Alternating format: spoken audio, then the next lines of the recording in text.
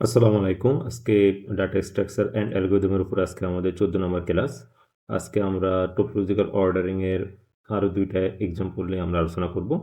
আমাদের 13 নম্বর ক্লাসে আমরা টপোলজিক্যাল অর্ডারিং সম্পর্কে আমরা বিস্তারিত আলোচনা করেছিলাম। অর্থাৎ আজকে হচ্ছে আমাদের টপোলজিক্যাল অর্ডারিং এর উপর 2 নম্বর ক্লাস, ঠিক আছে? কিন্তু ডাটা স্ট্রাকচার অ্যান্ড অ্যালগরিদম আমাদের আসছে 14 নম্বর ক্লাস। আজকে আমরা আমাদের যে 13 নম্বর যে ক্লাসটা ছিল সেখানে আমরা দেখছিলাম যে ড্যাগ ডেটেড অ্যাসাইক্লিক গ্রাফটা কি, সাইক্লিক গ্রাফটা কেমন দেখতে হয়, তারপর হচ্ছে আমার যে কামিং এজ বা ইন্ডিসেস কেমন হয় সবগুলো নিয়ে আমরা বিস্তারিত আলোচনা করছিলাম। তো আজকের ক্লাসে আমরা দেখব যে একটা যখন আমার গ্রাফ দেওয়া থাকবে, ডিরেক্টেড গ্রাফ যখন দেওয়া থাকবে সেই ক্ষেত্রে আমাদের অনেকগুলো কেস হওয়া পসিবল, সেই কেসগুলো আজকে আমরা দেখব, ঠিক আছে? তো প্রথম যে গ্রাফটা আমার দেওয়া আছে এটা একটা ধরুন কি ডিরেক্টেড গ্রাফ দেওয়া আছে। এখন আমি এটাকে দেখি, আমি যদি এটাকে যদি ইন্ডিসেস বা কামিং এজ যদি হিসাব করি, তাহলে ওয়ানের ক্ষেত্রে যদি দেখি তাহলে ওয়ানে শুধুমাত্র কিন্তু একটা কামিং এজ আছে, তাই না? একটা অ্যারো চিহ্ন আছে, মানে একটা কামিং এজ আছে। তাহলে এই ক্ষেত্রে আমার ইন্ডিসেস কত হইতেছে? আমার ইন্ডিসেস বা কামিং এজ কিন্তু আমার ওয়ান হইতেছে। আমি যদি টুর ক্ষেত্রে দেখি তাহলে টুর ক্ষেত্রে কিন্তু ইন্ডিসেস বা কামিং এজ কিন্তু আমার দুইটা হইতেছে, 1 থেকে 2 এবং 4 থেকে 2।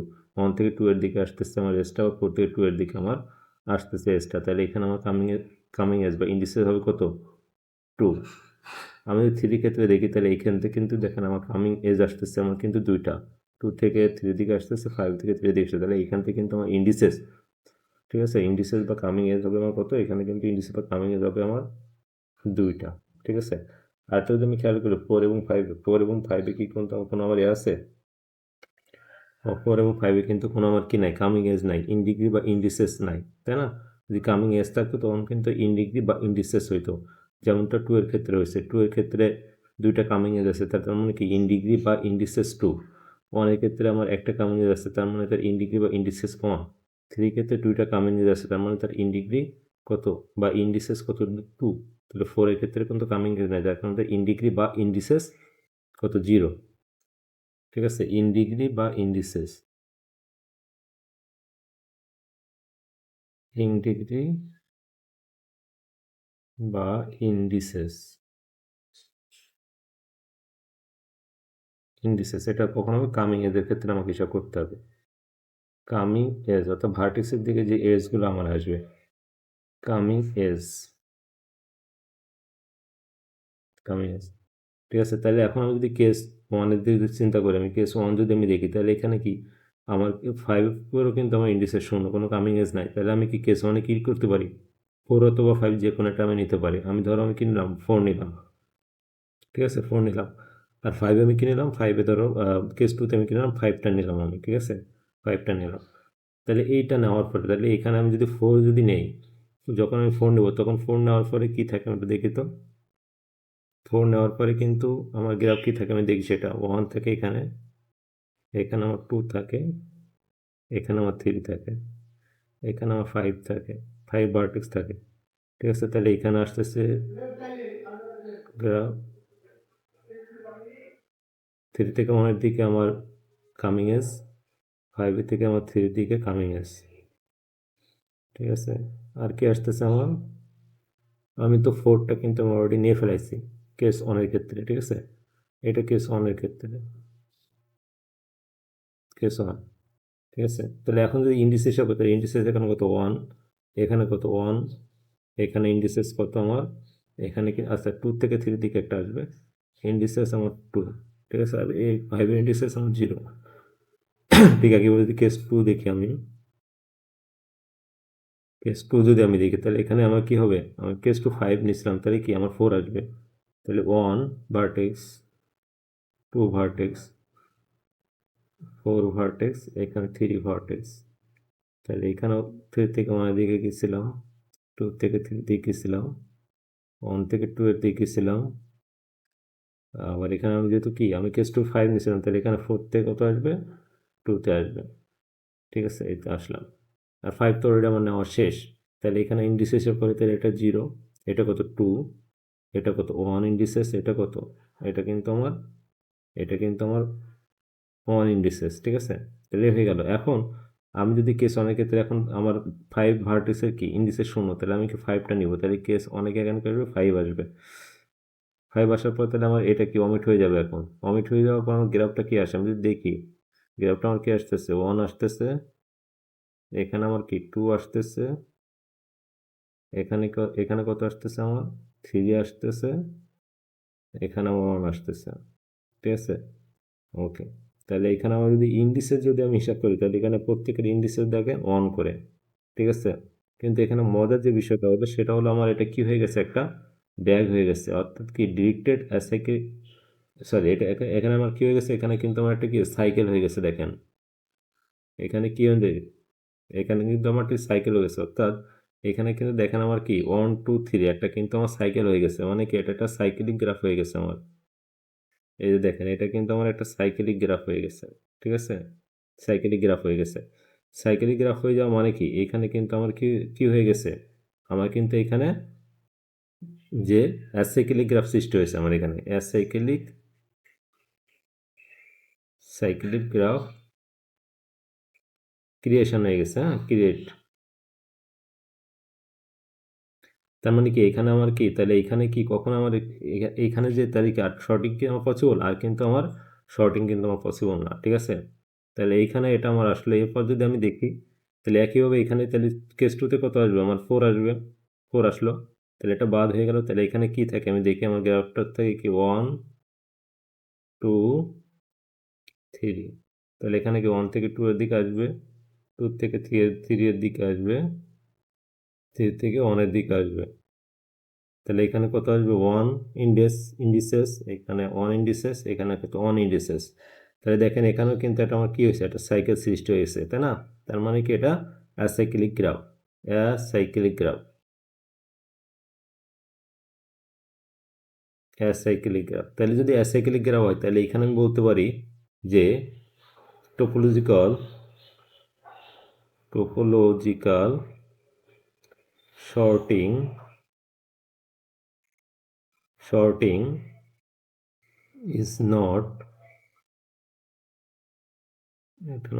is not possible, is not possible because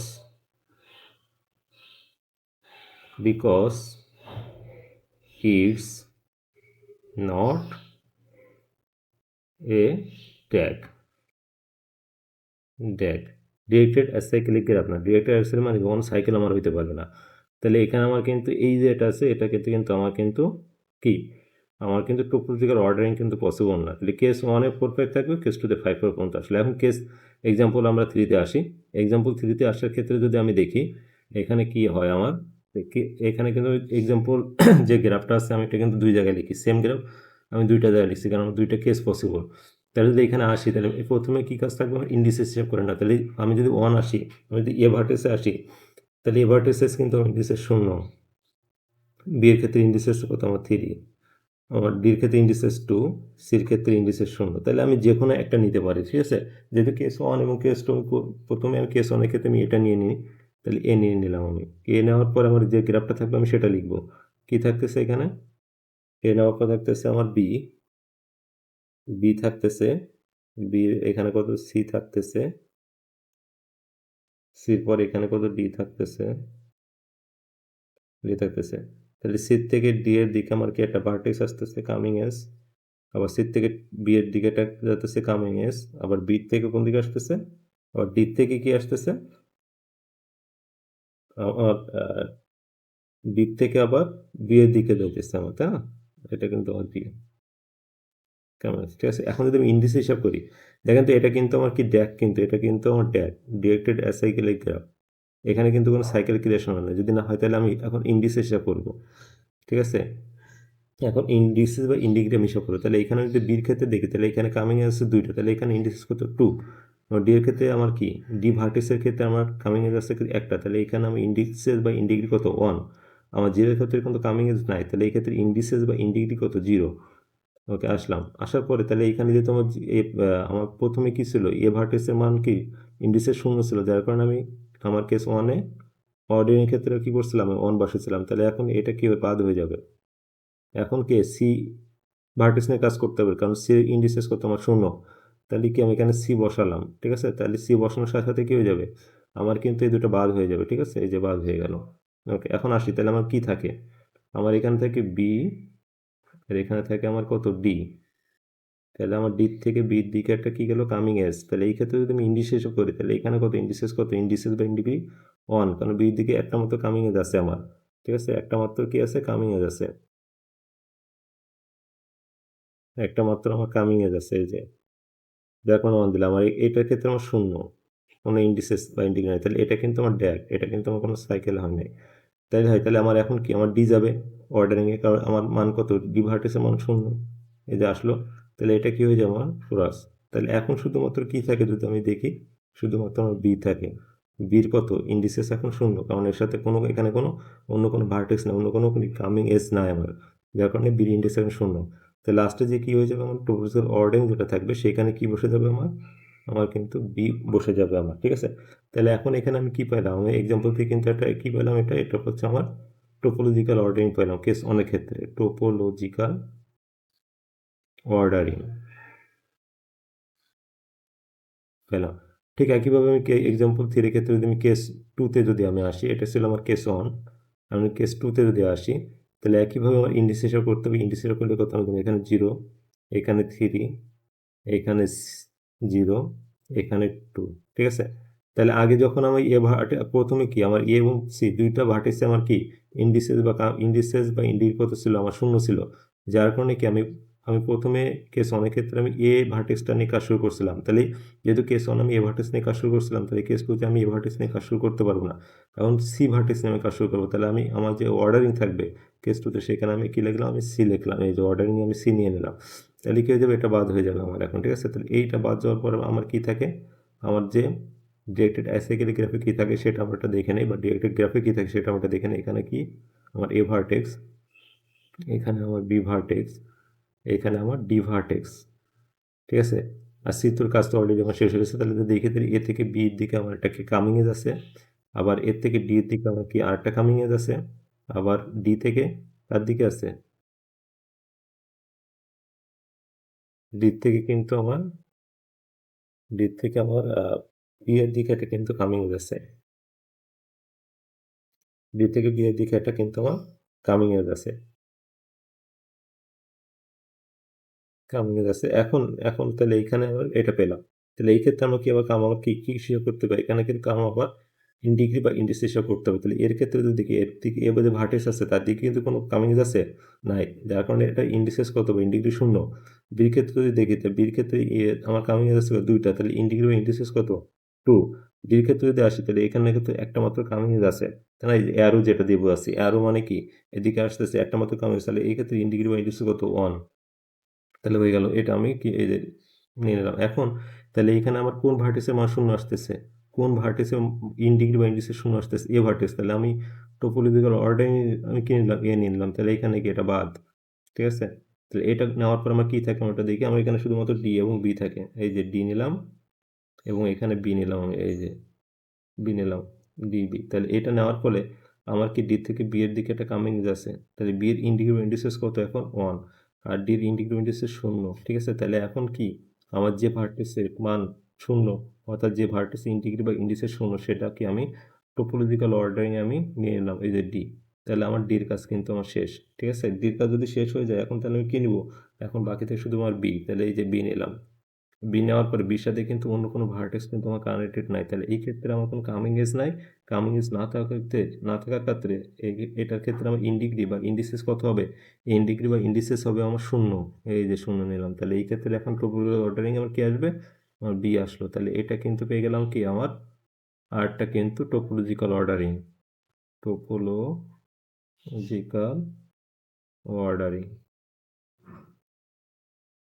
আমার কিন্তু টোপোলজি অর্ডারিং পেয়ে গেলাম। তাহলে আমি কেসের কি পেলাম, আমি যদি দেখি একটু, আমার কিন্তু আমার যে গ্রাফটা ছিল, আমার এক্সাম্পল 3 যে গ্রাফটা ছিল, এই ক্ষেত্রে আমি দুইটা কেস পাইছি, কেস 1 এবং কেস 2। কেস 1 এর ক্ষেত্রে টোপোলজি অর্ডারিং পাইছি, এই যে এটা এ সি ডি বি, এবং কেস 2 এর ক্ষেত্রে একটা টোপোলজি অর্ডারিং পাইছি সি এ ডি বি, ঠিক আছে।